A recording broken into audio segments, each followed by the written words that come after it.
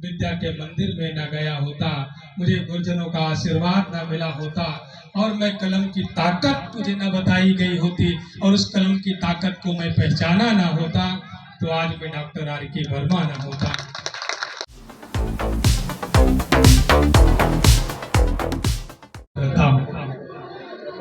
जहां पर आप सब अपने नौनिहालों का, अपने समाज के भविष्य का, देश के कर्णधारों का मनोबल बढ़ाने के लिए आप सब पधारे हैं। मैं इस धरती को नमन इसलिए करता हूं कि मैं एक वैज्ञानिक विचारधारा और शिक्षक परिवार का बेटा हूं, दोनों का बेटा हूं। एक विचारधारा का जो जीवन पर्यंत उसे लेकर के चलूंगा, और ये बात मैं इसलिए कहता हूं, अपने प्यारे बच्चों से मैं कहना चाहता हूं कि हमारे परिजन हमारी खुशहाली के लिए, हमारे अभिभावक हमारी तरक्की के लिए मंदिर, मस्जिद, चर्च, गुरुद्वारे हमेशा जाते हैं, बड़ी बड़ी मान्यताएं मानते हैं, मिलती हैं, पूरी होती होंगी। लेकिन मेरा विश्वास है कि अगर मैं इस प्रांगण में ना गया होता, विद्या के मंदिर में ना गया होता, मुझे गुरुजनों का आशीर्वाद ना मिला होता, और मैं कलम की ताकत मुझे न बताई गई होती, और उस कलम की ताकत को मैं पहचाना ना होता, तो आज मैं डॉक्टर R.K. वर्मा ना होता। एक किसान परिवार का बेटा, एक किसान परिवार का बेटा क्या कर सकता? उसके हाथों में क्या होता? अगर कलम नहीं होती तो कहीं पर फावड़ा और कुदाल लेकर के नजर आते, गुमनामी भरा जीवन जीने को मजबूर होते। इसलिए मैं प्यारे बच्चों से मैं कहना चाहता हूं कि आपको अवसर है, आपको अवसर है कुछ बन करके दिखाने का। जैसा आप बनोगे वैसा ही आपके समाज की पहचान बनेगी, और वैसा ही आपका देश बनेगा। अर्थात शिक्षा ही वह जरिया है जो अच्छे संस्कार के जरिए आपके भीतर एक अच्छे व्यक्तित्व का निर्माण करेगी, और वह व्यक्तित्व आपको ऊंचाइयों पर ले जाएगा, जहां से आप अपने परिवार, समाज और देश का नाम रोशन करने का काम कर सकोगे। मैं न्यू विजडम कोचिंग इंस्टीट्यूट के डायरेक्टर आदरणीय राजेश यादव जी के प्रति बहुत बहुत आभार प्रकट करता हूं। इस ग्रामीणांचल के क्षेत्र में बच्चों के भविष्य को देखते हुए यह इंस्टीट्यूट को आगे बढ़ाने का काम कर रहे हैं। मैं आपकी प्रबंध कमेटी के सभी सम्मानित साथियों का, जिनका समर्पण आपके प्रति है, आपके इंस्टीट्यूट के प्रति है, और उन सभी अध्यापक गणों के भी प्रति मैं आभार प्रकट करता हूं, उनके उज्जवल भविष्य की कामना भी करता हूं कि धन्य है आप सब लोग। आप सब पढ़े लिखे लोग हैं, आपके पास बहुत सारे पैसे हो सकते थे। पढ़े लिखे नागरिक को परिवार की जीविका चलाने के लिए कोई न कोई काम कर सकता है, लेकिन आपने एक ऐसा काम चुना जो आपके परिवार की जीविका तो चलाएगा ही, लेकिन देश के भाग्य विधाताओं का निर्माण करेगा। इस बात के लिए मैं आपका अभिनंदन करता हूं, और आपको अपने इस कार्य के प्रति गौरवान्वित महसूस करना चाहिए। लोग तो यहाँ पर शराब की दुकान चला करके भी परिवार चलाते हैं, लेकिन आप शिक्षा का दान करके परिवार चला रहे हो, जो देश के भाग्य विधाताओं का निर्माण करना है। इसलिए मैं आपका बारंबार अभिनंदन करता हूं। मैं अपने प्यारे बच्चों से भी कहना चाहूंगा, आज आप सब लोगों के पास सब कुछ है। हम सब लोग आपको देख करके अपनी बाल्यावस्था में जाते हैं। जब वो यादें हमारे मन मस्तिष्क में आती हैं, तो आपके जैसे रंग बिरंगे कपड़े पहने हुए उस समय कोई नजर नहीं आता था। आज आपके पास अच्छे कपड़े, जूते, मोजे, कोचिंग से लेकर के विद्यालय, परिवार, हर कोई आपके साथ खड़ा है, अभिभावक आपके साथ खड़े हैं। लेकिन हम लोग जेठ की दोपहरी में भी नंगे पांव स्कूल जाते थे। ठंड में भी हमारे तन पर अच्छे स्वेटर नहीं होते थे। हमको अपनी किताबों को लेके जाने के लिए अच्छे बैग नहीं मिलते थे। आज आपके पास सब कुछ है, आपके पास अवसर है, और यहाँ पर जितने भी छात्र छात्राएं हैं सभी प्रतिभाशाली हैं। इस बात को दिमाग से निकाल दें कि कोई अंग्रेजी पढ़ता है तो वही अच्छा छात्र है, कोई गणित अच्छा पढ़ता है तो वही अच्छा छात्र है। इस चीज को दिमाग से अपने निकाल दें। कोई भी विषय कोई अच्छा पढ़ता है तो वह अच्छा छात्र है, अच्छा कर सकता है, उसका भविष्य अच्छा हो सकता है। लेकिन हम क्या करते हैं, हमारा पड़ोसी का बेटा डॉक्टर हो गया, अब हम अपने बेटे और बेटी के पीछे पड़ जाते हैं, डॉक्टर बनो डॉक्टर बनो। वो उससे अच्छा इंजीनियर बन सकता है, उसके अंदर उसकी अच्छी प्रतिभा है, वो इंजीनियर बन सकता है, लेकिन आप इंजीनियर बनने नहीं देते क्योंकि आपके पड़ोसी का बेटा डॉक्टर बन गया, इसलिए आप पीछे डॉक्टर के पड़े हो। इसी तरीके से जो प्रतिभा जिसके भीतर है, मैं अपने सभी अध्यापक गणों से भी मैं कहना चाहूंगा, डायरेक्टर साहब से भी मैं कहना चाहूंगा कि बीच बीच में आप इन बच्चों के लिए, इनके कैरियर काउंसलिंग के लिए, ये भविष्य में क्या क्या बन सकते हैं, इनका एक छोटा सा टेस्ट होता है, और वो टेस्ट करा करके उनके अभिभावकों को और अध्यापक को खुद को पता रहे कि ये बच्चा अच्छा साहित्यकार बन सकता है, ये बच्चा अच्छा हिंदी का ज्ञाता बन सकता है, ये अच्छा इतिहास का बन सकता है, ये अच्छा गणितज्ञ बन सकता है, और ये अच्छी अंग्रेजी पढ़ सकता है, ये अच्छा विज्ञान पढ़ सकता है, ये अच्छा डॉक्टर बन सकता है। उसकी कैरियर काउंसलिंग अगर आप इस उम्र में करा करके आगे बढ़ाएंगे तो डॉक्टर वाला बच्चा डॉक्टर की राह पर ही चलेगा, नहीं तो एक बार अयोध्या चला जाएगा और उसके बाद फिर जाएगा दिल्ली को, तो उसका भविष्य अधर में फंस जाएगा।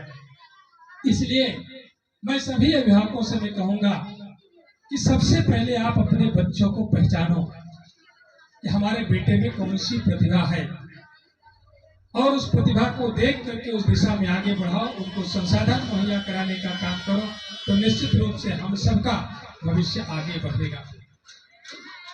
शिक्षा में संस्कार बहुत जरूरी।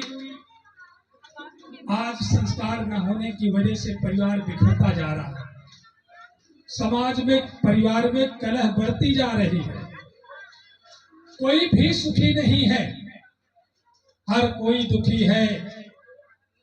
चाहे वो मनरेगा के माध्यम से मजदूरी करके अपने परिवार की जीविका चलाने वाला व्यक्ति हो, या बड़ा सा बड़ा व्यवसाय करके आलीशान जिंदगी जी रहा हो, वो भी दुखी है, या बड़ी नौकरी करके, बड़ी नौकरी में तो आपको आईएएस डॉक्टर इंजीनियर ही आएंगे, अगर वो डॉक्टर इंजीनियर भी है, आईएएस भी है, आईपीएस भी है, तब भी वह दुखी है। बहुत बार आप समाचार पत्र में पढ़ते हैं, हर महीने घटनाएं होती है।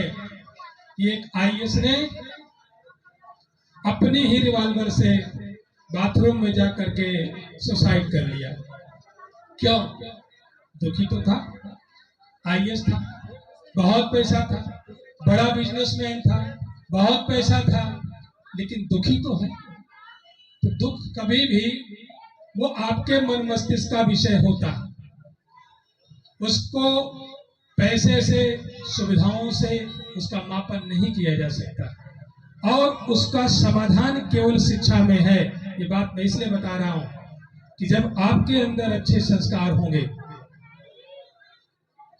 संस्कार युक्त शिक्षा कभी भी आपको गलत राह पर नहीं ले जाएगी। आपको एक नजीर देता हूं, आपने ओसामा बिन लादेन का नाम सुना होगा, बेहतरीन इंजीनियर था, कम लोग जानते होंगे, केवल एक आतंकवादी सरगना के रूप में जानते होंगे। ओसामा बिन लादेन एक बेहतरीन इंजीनियर था, और हमारी धरती पर पले और बढ़े, भारतीय संस्कार में पले और बढ़े डॉक्टर एपीजे अब्दुल कलाम बेहतरीन इंजीनियर होकर के, बेहतरीन वैज्ञानिक बन करके पूरी दुनिया में नाम रोशन करने का काम किया। एक ने दुनिया में डर पैदा करने का काम किया, दहशत पैदा प्रोत्साहित करने का काम किया और दूसरे ने पूरी दुनिया को प्रेरणा देने का काम किया। किया कि नहीं किया? दोनों ही engineer, doctor APJ Abdul Kalam, Osama bin Laden. तो संस्कार युक्त शिक्षा जो है वो आपको दुनिया में खुशहाली बांटने का काम करेगी। तो शिक्षा आपके अंदर एक अच्छा व्यक्तित्व पैदा करती है। जब आपके अंदर एक अच्छा व्यक्तित्व होता है तो आप दुर्गुणों से मुक्त होते हो। दुर्गुण कौन से? अभी जब दशहरा आएगा, भैया गाड़ी पास करवा दीजिए, सड़क छोड़ दो, आप गाड़ी पास करवा दीजिए, स्कूल की गाड़ी है, ऐसा है, आप पढ़े लिखे लोग हैं, गाड़ी पास करवा दीजिए। जो लोग सड़क पर खड़े गाड़ी पास करवा देंगे। आप रावण का पुतला जलाओगे। हमारे पुरखों ने परंपरा बनाई, रावण ने एक पाप किया, सीता माता का हरण किया और वो भी अपने बहन के प्रतिशोध में बदला लेने के लिए किया, लेकिन सीता माता को कभी हाथ ना लगाया। इसके बावजूद हमारे बुजुर्गों ने, हमारे पुरखों ने इतना बुरा माना कि कभी अपने बेटे का नाम रावण न रखा, हर वर्ष उसका पुतला जलाने का काम किया। लेकिन हमने उससे कुछ सीखा नहीं। हम हर एक विषय वस्तु को मनोरंजन का साधन बना लेते हैं, आडंबर और पाखंड का एक सहारा बना लेते हैं, मनोरंजन का साधन बना करके उसकी ईर्ष्या करने का काम करते हैं। आज क्या रावण खत्म हो गया क्या? वो रावण था कि नहीं था, क्या था? लेकिन हमारे बुजुर्गों ने जो आपको बताया, वो रावण एक ऐसी विचारधारा थी जिसने नारी का अपमान किया। और आज हम बड़े सभ्य समाज के नागरिक होने का दावा करते हैं। रोज नारियों के साथ, बहु बेटियों के साथ, बहनों के साथ अनाचार दुराचार की घटनाएं आपको समाचार पत्र के माध्यम से मिलती। और यही नहीं, अनाचार दुराचार के साथ साथ हत्याएं हो रही।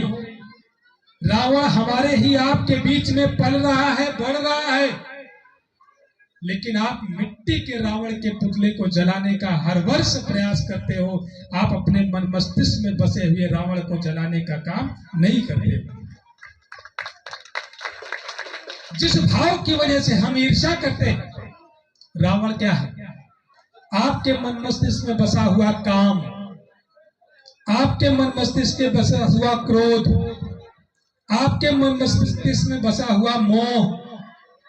भाई की बेटी आपकी बेटी नहीं, पड़ोसी की बेटी आपकी बेटी नहीं। आपके मन मस्तिष्क में बसा हुआ लोभ, आपके मन मस्तिष्क में बसी हुई चोरी, आपके मन मस्तिष्क में बसी हुई ईर्ष्या और आपके मन मस्तिष्क में बसा हुआ अहंकार। बहुत पैसे वाला हूं, मेरे सभी भाई नौकरी करते हैं, बड़ी जमीन जायदाद है।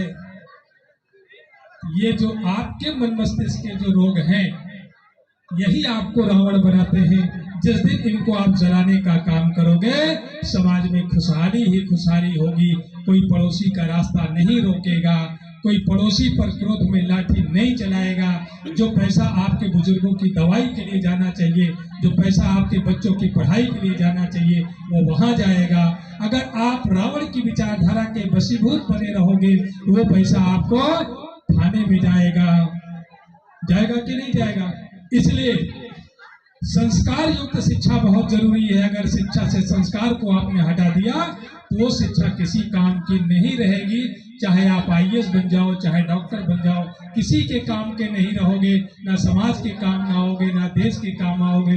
डॉक्टर बन जाओगे तो किडनी निकाल के बेच दोगे, आईएएस बन जाओगे तो देश बेचने का काम करोगे। इसलिए शिक्षा में संस्कार जरूरी है। जो मोहब्बत, जो प्यार, जो लाल प्यार हमारे समाज ने, परिवार ने, क्षेत्र ने, गांव में दिया है, हम पढ़ लिख करके योग्य नागरिक बन जाएं।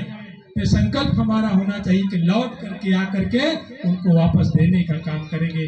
आप सब लोगों से एक अंतिम अपील के साथ कि यहाँ पर जो हमारे अभिभावकगण हैं, हमारी जो नई पीढ़ियां, ये बहुत सारे कार्यों में बहुत रुचि लेती हैं, बहुत श्रम जाया करती हैं, बहुत धन जाया करते हैं, लेकिन उसको सकारात्मक दिशा में लगाने का काम नहीं करते।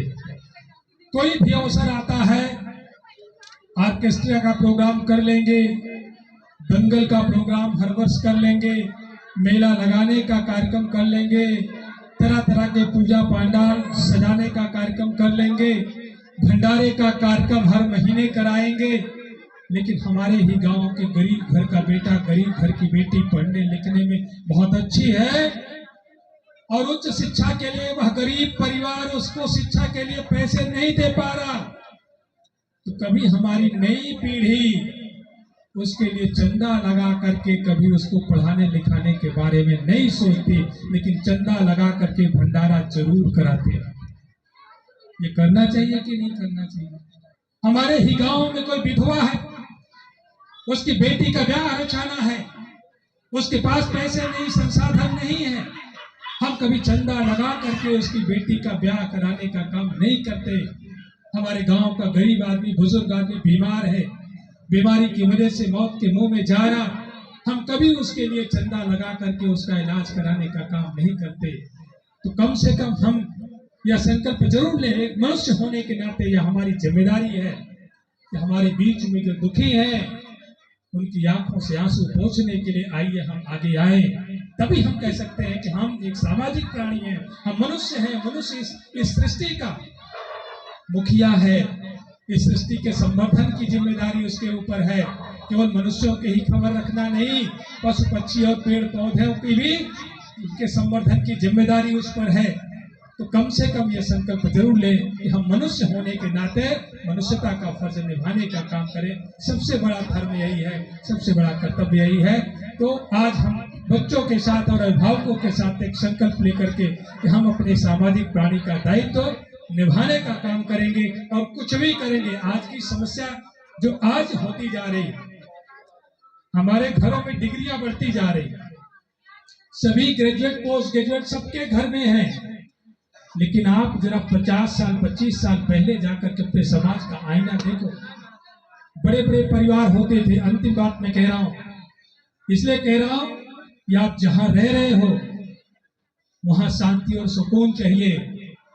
25 साल पहले केवल चले जाओ, 50 साल पहले चले जाओ, 6-6, 7-7, 8-8, 9-9 भाइयों का परिवार, जिनकी उम्र 50 वर्ष के ऊपर, 7 भाई, उनके बेटे नाती पोते, परिवार की संख्या 50 से ज्यादा, एक एक परिवार के सदस्यों की संख्या 50 से ज्यादा हो जाती थी और सभी परिवार के लोगों का खाना एक रसोई में बनता था। और बड़ा वाला भाई ज्यादातर नौकरी नहीं करता था, अगर बड़ा वाला नौकरी कर लिया तो छोटा वाला या बीच का कोई नौकरी नहीं करता था, वो घूम करके समाज में दिन भर पंचायतें करता था, लेकिन उसकी इज्जत सबसे ज्यादा होती थी। जो समाज का काम देखता था उसकी इज्जत सबसे ज्यादा होती थी। वो नौकरी नहीं करता था, वो पैसे नहीं कमाता था, लेकिन बाकी चाहे खेती बाड़ी करने वाले, नौकरी करने वाले भाई उसकी इज्जत करते थे। सबका भोजन एक रसोई में बनता था। और आज हम बहुत पढ़ लिख गए, बहुत समृद्ध हो गए, पैसे हमारे पास आ गए, डिग्री हमारे पास आ गई, लेकिन 40 वर्ष के ऊपर की 2 बहुएं एक किचन में खाना नहीं बना रही। कितने छोटे हो गए हम, कितने संकीर्ण हो गए हम, मानसिक रूप से कितने दरिद्र हो गए हम। तो हमारे मन के अंदर उदारता होनी चाहिए, उदार चरित्र से ही हम सब कुछ कर सकते हैं। इसलिए कहा गया कि अयम निजः परो वेति गणना न चेत साम उदार चरिता नाम तो वसुधैव कुटुंबकम्। यह अपना है या पराया है, इस तरीके की सोच रखने वाले लोग बहुत संकीर्ण विचारधारा के होते हैं। जो उदारवादी होते हैं वो पूरी दुनिया को अपना परिवार समझते हैं। जो शिक्षित व्यक्ति होता है, आपके हाथों में मोबाइल है, जिस मोबाइल को, इस मोबाइल को जिस बेटे ने बनाया, जिस बेटी ने बनाया, ना अपने लिए बनाया, ना अपने माँ बाप के लिए बनाया, ना अपने जाति के लिए बनाया, ना अपने मजहब के लिए न बनाया, ना अपने देश के लिए बनाया, बल्कि बना करके पूरी दुनिया को समर्पित करके चला गया। आज पूरी दुनिया उसका इस्तेमाल कर रही है, उपभोग कर रही है, आपकी हर एक वस्तु। इसलिए मैं कह रहा हूँ कि जब आप वैज्ञानिक विचारधारा से जुड़ते हो और सही मायने में आप शिक्षा ग्रहण करते हो, तो ये सारी बाधाएं जाति मजहब की खत्म हो जाती है, गरीबी अमीरी की खत्म हो जाती है और आदमी केवल केवल और केवल देश और दुनिया के संवर्धन के लिए काम करता है। आप सबको बहुत बहुत शुभकामनाएं देते हुए इस न्यू विजडम कोचिंग इंस्टीट्यूट के डायरेक्टर साहब को बहुत बहुत आभार प्रकट करते हुए अग्रिम शुभकामनाएं देते हुए मैं अपनी बात को विश्राम देता हूँ। धन्यवाद।